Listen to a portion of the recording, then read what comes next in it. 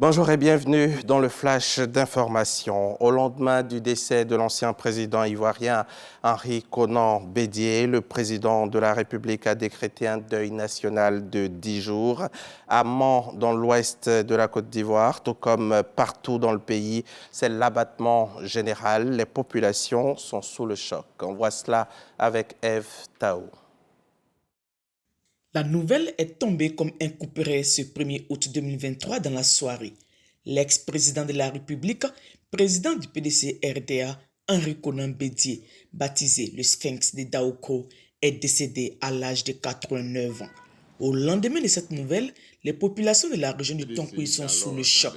Je crois que c'est une grosse perte pour les populations ivoiriennes, pour le peuple baoulé, pour le PDC-RDA, pour la République de Côte d'Ivoire, pour le président Alassane Ouattara, à qui je présente mes condoléances. Et je voudrais prier également la famille biologique, notamment Madame Henriette Konan Bédié, de recevoir nos condoléances, ainsi que tous les enfants Bédié. Nous sommes tristes devant cette nouvelle, mais nous avons espoir que Dieu, dans son infinie gratitude, nous comblera et va certainement soulager sa famille. Je voudrais souhaiter qu'après son départ, que le calme continue de régner dans notre pays, que toutes les initiatives que les uns et les autres vont prendre aillent dans le sens que le président Henri Konan Bédié avait donné comme exemple à la Côte d'Ivoire. Je voudrais vraiment dire mes condoléances, réitérer mes condoléances les plus attristées à toute la Côte d'Ivoire. Ça m'a fait un choc quand j'ai appris son décès. Je ne m'y attendais pas. J'ai dit, Bédié a tué le PDCI. Est-ce qu'il a pu préparer quelqu'un qui va le succéder? C'est un grand homme qui est parti. Ça m'a choqué. Vraiment, je ne sais pas où j'ai dormi. J'ai mal dormi quand j'ai entendu parler. C'est un vieux, il a marché à un autre papa. Vraiment, moi je ne sais pas comment m'exprimer. C'est tout. Que vraiment on a perdu un élément qu'on ne le verra plus. Un deuil national de 10 jours est décrété du 2 au 11 août 2023.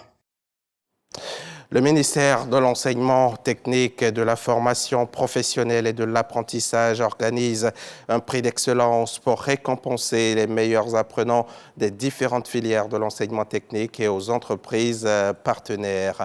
Au total, c'est une centaine de récompenses qui ont été distribuées. Frédéric Oulaye et Abou Sanogo en étaient témoins. Ils nous feront un compte-rendu dans le journal de 13h. Il existe désormais une coordination des agents de santé de proximité. Elle a pour mission de favoriser l'union et la cohésion des agents de santé du privé.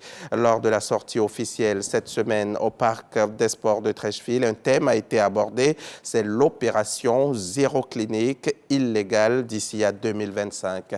Sephora Zegui nous en dira plus dans le 13h. Tout à l'heure. Alors que la CEDEAO réfléchit à une éventuelle intervention militaire contre les putschistes au Niger, une délégation de l'organisation régionale conduite par le général nigérian Abdul Salami Aboubakar se trouve actuellement à Niamey pour négocier avec la junte. Dans le même temps, le numéro 2 de la junte nigérienne, le général Salifou Modi, est depuis ce mercredi matin à Bamako pour s'entretenir notamment avec les autorités maliennes, dont le président de la transition, le colonel Assimi Goïta. Il a été notamment question de renforcement de relations entre les deux juntes, porteur d'un message de remerciement du chef de la junte du Niger à celui du Mali pour son soutien. Le général Salifou Modi s'est félicité de la bonne coopération actuelle entre les deux pays. Jour de comparution pour l'ancien président qui va se voir notifier les charges qui pèsent sur lui et dans le cadre de sa 3e inculpation pénale. L'ancien président des États-Unis, c'est Donald Trump. Le procureur spécial Jack Smith a enquêté sur les efforts de l'ancien président pour inverser le résultat de l'élection présidentielle de 2020. À Washington, les différents services de sécurité se sont coordonnés. L'ancien président commence à avoir l'habitude de la procédure. Ce sera la 3e au pénal. Son dossier criminel dans cette affaire va être ouvert. Ses empreintes digitales seront prises.